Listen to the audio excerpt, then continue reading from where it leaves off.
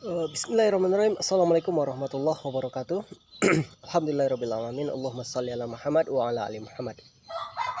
Teman-teman, hari ini saya mau bahas tentang bagaimana teknik berbisnis dari Utsman bin Affan radhiyallahu an dan Abdurrahman bin Auf radhiyallahu an. Keduanya adalah sahabat Rasulullah yang luar biasa mulia, yang luar biasa dalam bersedekah, berinfak, berderma, yang sampai sekarang hartanya masih ada, masih hidup dan masih mengalir di Baitul Mal. Bisnisnya masih jalan sampai sekarang. Itulah Utsman bin Affan radhiyallahu dan Abdurrahman bin Auf. Bagaimana pola berbisnis dari kedua sahabat Rasulullah ini?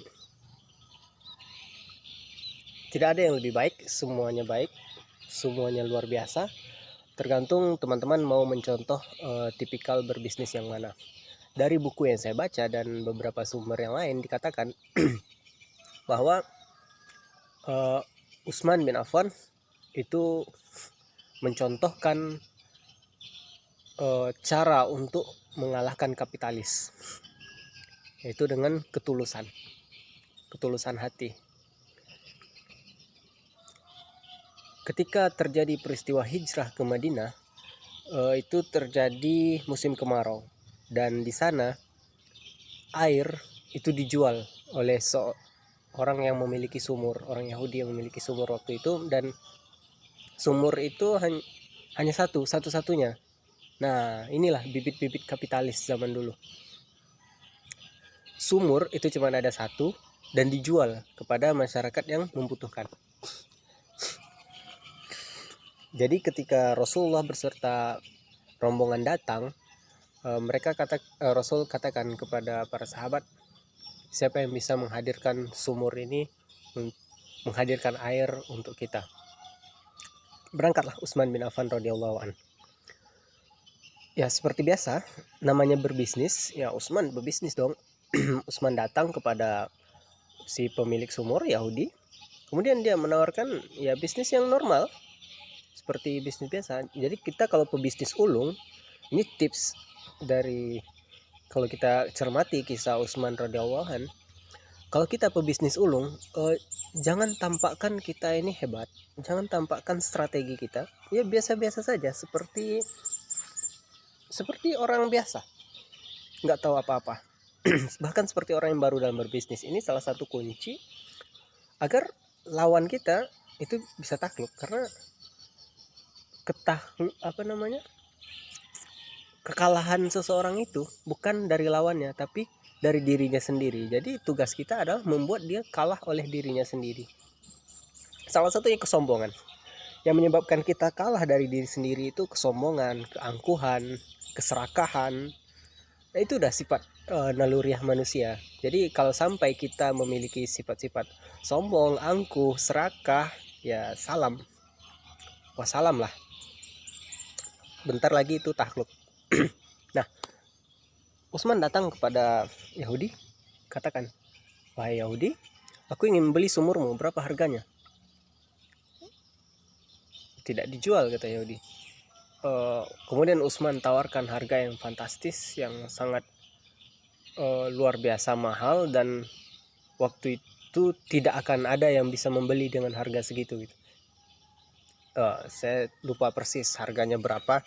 Anggaplah angkanya itu angka yang sangat besar, misalnya 100 dirham itu angka yang sangat besar misalnya gitu. Kita anggap angka 100 dirham ini angka yang sangat besar yang tidak akan dicapai oleh siapapun pada zaman itu. Jadi Utsman tawarkan, aku beli 100 dirham. Si Yahudi tidak mau. Padahal itu ada harga yang sangat besar saat itu, yang tidak ada satu orang pun yang bisa mencapai harga itu misalnya. Tapi Yahudi tidak, karena pikiran Yahudi adalah ini sumur bisa dia jual isinya setiap hari, walaupun tidak dapat 100 dirham gitu, walaupun sedikit-sedikit tapi continue, tapi yang penting dia bisnisnya jalan terus.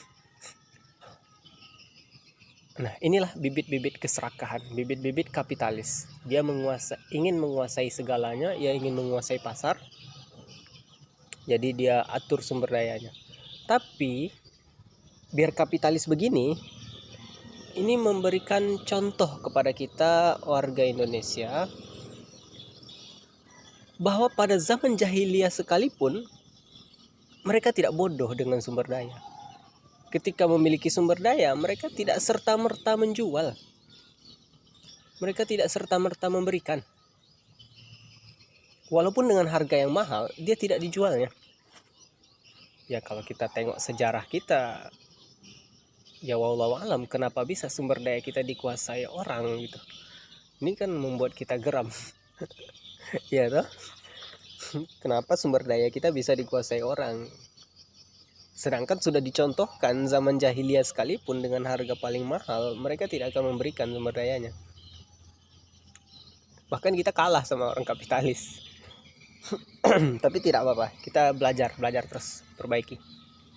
Lanjut, kisahnya berikutnya adalah ketika Utsman tidak berhasil dengan lobby yang pertama, maka Utsman jalankan strategi kedua. Oke, 100 dirham kamu tidak mau, Yahudi? Tidak, kata Yahudi. Insting bisnis Utsman jalan. Oke, saya beli 100 dirham. Ya, kita kan sama-sama. Ya, Utsman, ya sederhananya gini lah ngomongnya. Lah, kamu ini Yahudi, kita sama-sama bisnis, bagi-bagilah ya. Jadi Utsman bilang gini, ya udah gini deh, 100 dirham aku beli, 1 hari untukku, 1 hari untukmu. Jadi kita gantian Yahudi, kamu tetap bisa jual hari berikutnya, aku hari ini, kamu hari berikutnya jual, aku hari ini, kamu hari berikutnya lagi. Bagaimana? Nah, di sini kelemahan orang-orang serakah. Di sini kelemahan orang-orang yang kapitalis. Utsman tahu kelemahan orang-orang serakah adalah ketika ditawarkan yang sangat menggiurkan yang tidak bisa dia tolak, maka disitulah dia akan masuk perangkap Utsman. Ya jadi pasti mau dong. 100 dirham yang tadinya dijual lepas, sekarang 100 dirham kita tetap memiliki 50%. Kita bisa jual hari berikutnya, Utsman hari sebelumnya. Jadi 1 hari Utsman yang punya, 1 hari Yahudi yang punya. Begitu seterusnya sampai airnya kering. Perjanjiannya seperti itu kurang lebih. Mau dong? Mungkin, tapi aku mikir juga mungkin kekalahan orang Indonesia dulu seperti ini juga kali ya. Dia kalah-kalin sama orang asing ya. Nah, jadi nggak tahu lah. Tapi pokoknya Utsman radhiyallahu anhu telah mencontohkan cara berbisnis yang seperti itu. Jadi ya tentu dong transaksi terjadi, Utsman membeli 100 dirham, jadi 1 hari bisa untuk Utsman, 1 hari bisa untuk Yahudi. Yahudi kegirangan dong, dia akan tetap bisa berjualan dan dia sudah dapat modal yang besar dari Utsman. Tambahan modal 100 dirham. Oke, lanjut. Apa yang dilakukan Utsman? Utsman datang kepada Rasulullah dan umumkan kepada masyarakat, wahai masyarakat Madinah, sumur itu sudah saya beli, tapi 1 hari milik saya, 1 hari milik Yahudi. Jadi yang membutuhkan air silahkan ambil untuk kebutuhan 2 hari gratis. Ambil hari ini untuk sampai keperluan besok gratis, kemudian besoknya lagi ambil untuk keperluan ambil untuk keperluan 2 hari. Jenius toh Utsman. Setelah dibeli, bukan dijual tapi disedekahkan. Itulah ketulusan yang diajarkan oleh Utsman bin Affan. Makin hari tentu yang membeli Yahudi kaget, nggak ada yang membeli di sumurnya. Nggak ada yang beli. Karena Utsman berikan gratis, dia berbayar. Jadi nggak mungkin orang mau yang bayar. Akhirnya si Yahudi bilang Utsman, bagaimana ini Utsman? Mereka tidak beli. Ya jelas kamu jual, sedangkan saya kasih gratis, kata Utsman. Akhirnya si Yahudi bilang, ya sudah, ini bagaimana ini? Oke, Utsman juga selalu hadirkan solusi. Ya sudah, saya beli separuh harganya lagi. Saya beli 50 dirham, milik saya keseluruhan. Oke, daripada tidak dapat apa-apa, Yahudi akhirnya takluk di tangan Utsman. Akhirnya Utsman beli seharga 150 dirham, sumurnya 100% milik Utsman dan disedekahkan kepada siapapun yang membutuhkan. Amazing. Dan lihat sampai sekarang harta Utsman bertumbuh. Itu salah satu kisah Utsman dalam berbisnis. Jadi kalau saya memahami, sepertinya Utsman ini memang ingin menguasai, dan setelah dikuasai diberikan kepada umat. Dia mengajarkan bahwa kita bahwa memang kita harus menguasai perekonomian supaya bisa untuk kemaslahatan umat. Karena jika bukan kita yang menguasai, ya contohnya tadi ketika Yahudi yang menguasai, kita dicekek. Maka sumber daya itu harus Muslim yang menguasai supaya bisa bermanfaat untuk umat. Bermanfaatnya bukan sekedar bermanfaat saja, tapi bermanfaatan keseluruhan, keseluas-luasnya. Ya, airnya kalau sama Yahudi masih bermanfaat juga, misalnya dia jual masih bermanfaat tapi tidak luas gitu. Tapi Utsman ajarkan lebih luas. Itu kisah Utsman radhiyallahu an. Sekarang kita ke kisah Abdurrahman bin Auf. Abdurrahman bin Auf beda lagi. Dia seperti direct selling.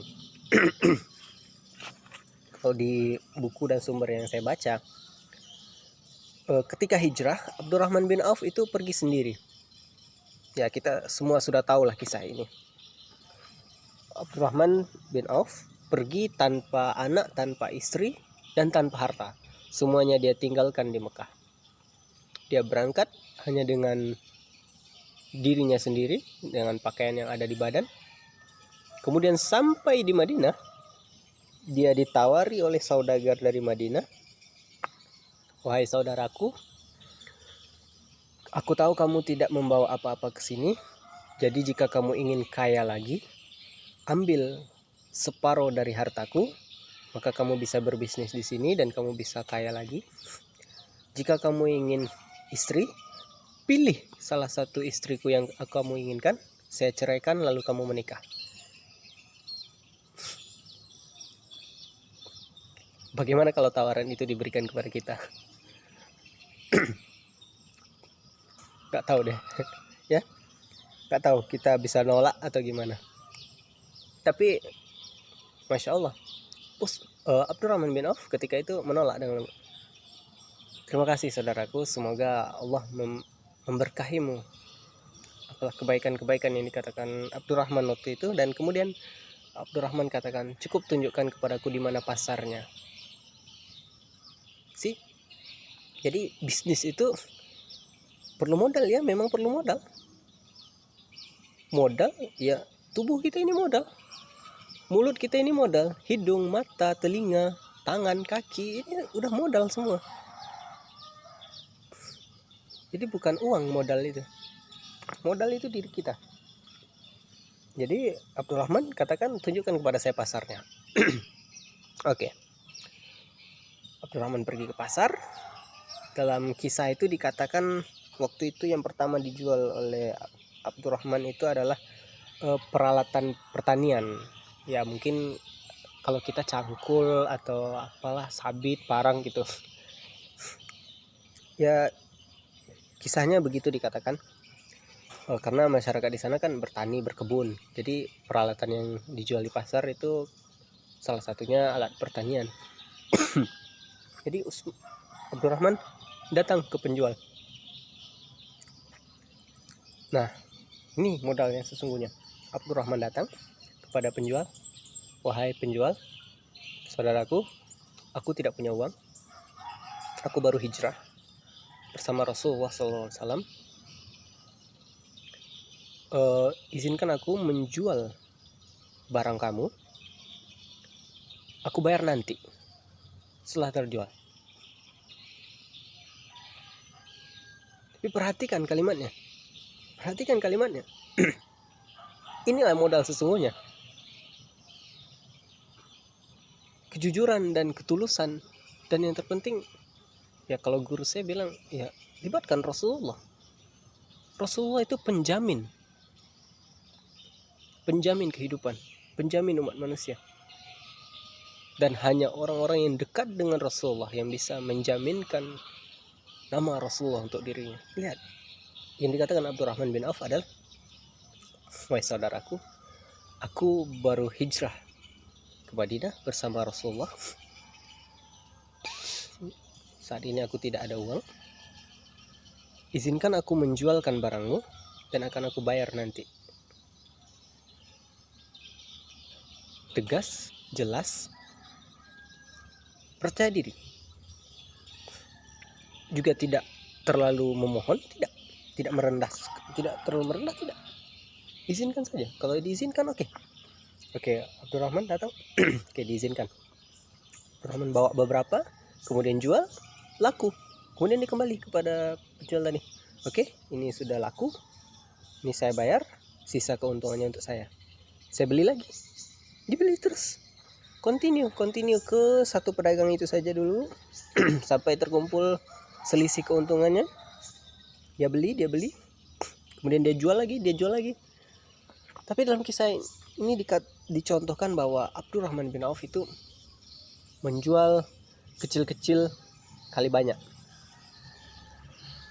Beda kalau Utsman tadi, dia main partai besar, kemudian langsung gelontorkan dana. Oke. Kalau Abdurrahman, dia main kecil-kecil kali banyak. Ya, kecil-kecil. Jadi dia rajin menjual, berulang repetition, ulang-ulang kali menjual. Dia beli, dia jual, dia beli, dia jual lagi. Selisihnya dia kumpulkan. Buka satu toko. Terus berkembang terus, dia jual, makin besar, sampai dia bisa punya karyawan dan dia melihat potensi bisnis lain. Apa yang dilakukan Abdurrahman bin Auf? Dia lihat pasar ini sudah tidak kondusif lagi, sudah tidak teratur, berserakan. Maka Abdurrahman bin Auf mencari lahan yang kosong, kemudian dia bikin pasarnya di sana. Dia bikin lebih rapi, lebih teratur, lebih tertata. Dan bukan untuk menyaingi, ingat, semangatnya bukan untuk menyaingi pasar yang sudah ada, tapi memberikan pilihan lain bahwa ternyata ini lebih rapi. Sehingga ya hukum alam, para pembeli suka yang lebih rapi dan penjual juga pindah ke tempat yang lebih rapi. Lalu apa yang terjadi? Pasar yang lama ditinggalkan dan diperlebar lagi pasar yang sudah ada tadi ke pasar yang lama. Nah, jadi Abdurrahman menawarkan inovasi bisnis. Jadi setelah semuanya dan paling penting, mereka tidak membayar di sana. Penjual itu tidak membayar kepada Abdurrahman. Pasarnya disediakan gratis. Itulah Abdurrahman bin Auf. Mungkin segitu kisah Abdurrahman dan Utsman yang baru saya pelajari ya teman-teman. Nanti kita bahas lagi kalau ada kesempatan sahabat yang lain atau masih Abdurrahman dan Utsman. Ya, saya juga masih belajar. Oke, assalamualaikum warahmatullahi wabarakatuh.